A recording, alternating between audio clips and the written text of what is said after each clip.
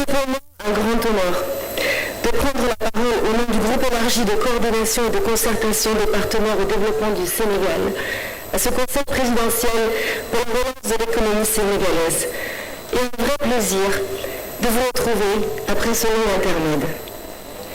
Excellence, Monsieur le Président de la République, les partenaires vous renouvellent, ainsi qu'à votre gouvernement, leurs félicitations chaleureuses pour les orientations fortes de relance de l'économie sénégalaise déclinées dans le programme d'action prioritaire ajusté et accéléré du PSE et vous remercie de les associer à cette réflexion. Nous soutenons très haut les priorités exprimées dans le PAP 2 2019-2023 et le PAP 2A et nous nous réjouissons de l'opportunité de remettre l'emphase sur une relance économique et un développement social accru. Nous avons transmis un mémorandum consolidé au ministère de l'économie, du plan et de la coopération, assorti de recommandations que nous espérons utiles. Nous rendrons ce mémorandum disponible à tous les participants.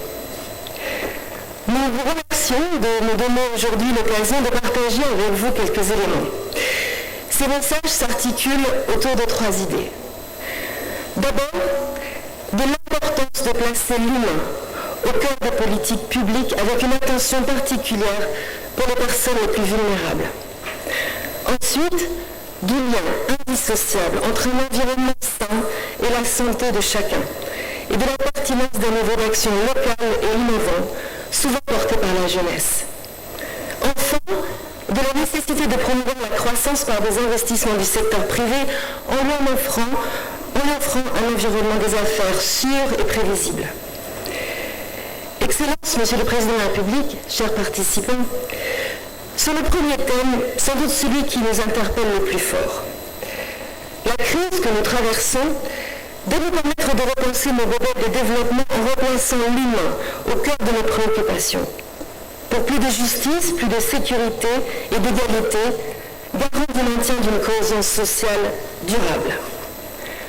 Nous encourageons tous les efforts de votre gouvernement pour mettre en place un système de protection sociale qui renforce la résilience des personnes vulnérables face au choc. À ce titre, les partenaires soutiennent l'institutionnalisation du registre national unifié et du programme de bourses familiales. Les partenaires plaident également pour une priorité au secteur de l'éducation et de la formation qui ont été durement touchés par les effets de la pandémie en veillant particulièrement à l'égalité entre filles et garçons. Les effets de la crise ont affecté plusieurs secteurs où les femmes sont très présentes, mais en raison de la position sociale, elles rencontrent plus de défis pour participer aux activités de la relance économique. Elles devraient, selon nous, mais nous nous réjouissons sur ce thème, à continuer à faire l'objet d'une attention prioritaire. Deuxièmement, sur le lien plus que jamais évident entre un environnement sain et la santé de chacun, et sur l'importance de soutenir les actions locales et innovantes. Nous sommes convaincus qu'il en va de notre responsabilité collective de stopper la dégradation de notre environnement, dont dépend aussi notre santé, et que cela appelle à aménager une place centrale à l'environnement au cœur de la relance de l'économie nationale, mais aussi bien sûr mondiale. Ce principe sous-tend le PSE vert et milite en faveur d'une relance verte qui comporte également des arguments économiques très forts. Penser au climat dans une approche économique est à notre avis à la fois une opportunité et un impératif, dans un contexte de forte variabilité climatique dans tout le Sahel. C'est pourquoi il me semble que les investissements proposés dans le PAP 2, ajusté et accéléré, pourraient davantage mettre en exergue ces aspects, afin de concilier lutte contre la pauvreté, protection de l'environnement, santé et bien-être des populations. Nous l'avons vu par ailleurs à travers nos exemples. La création de dispositifs locaux et régionaux pour favoriser la participation citoyenne, surtout des jeunes, peut être une stratégie gagnante pour encourager une gouvernance ouverte, porteuse de développement durable. Nous soulignons donc à nouveau le potentiel et les capacités de la société civile et des collectivités territoriales à contribuer à l'essor économique pour asseoir les bases d'un développement endogène et solidaire. La décentralisation mérite donc selon nous de bénéficier d'une pleine attention dans le PAP 2A. Nous encourageons le gouvernement à intensifier les mesures de réforme à cet égard, avec pour objectif de rendre les collectivités territoriales plus autonomes sur le plan financier et mieux à même de répondre aux besoins de leur communauté. Sur la nécessité de promouvoir la croissance par les investissements du secteur privé. Lors de la revue annuelle conjointe du 11 septembre dernier, nous encourageons le gouvernement à une bonne prise en compte du secteur privé, des collectivités territoriales et de la société civile dans l'agenda de la relance.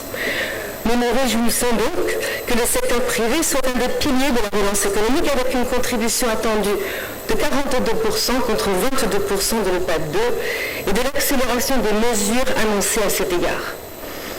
Cela implique notamment une gestion efficace, transparente et prudente de la dette à moyen terme, y compris de la dette aux fournisseurs privés de l'État, afin de limiter l'impact de la crise sur les investissements créateurs d'emplois.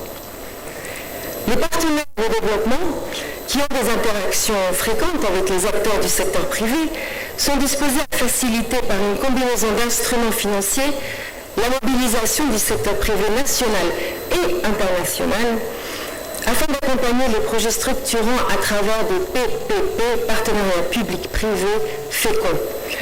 Nous encourageons également le gouvernement dans ses efforts soutenus sur les autres réformes clés de gouvernance, telles que la réforme de l'administration publique et la lutte contre la corruption. Ce sont des éléments garants de la pérennité de nos investissements respectifs. Enfin, pour une meilleure cohérence avec les initiatives internationales et régionales, nous rappelons l'importance d'aligner les actions du PAP 2A aux objectifs de développement durable pour assurer qu'à l'horizon 2030, autrement dit dans les 10 années à venir, ils soient atteints.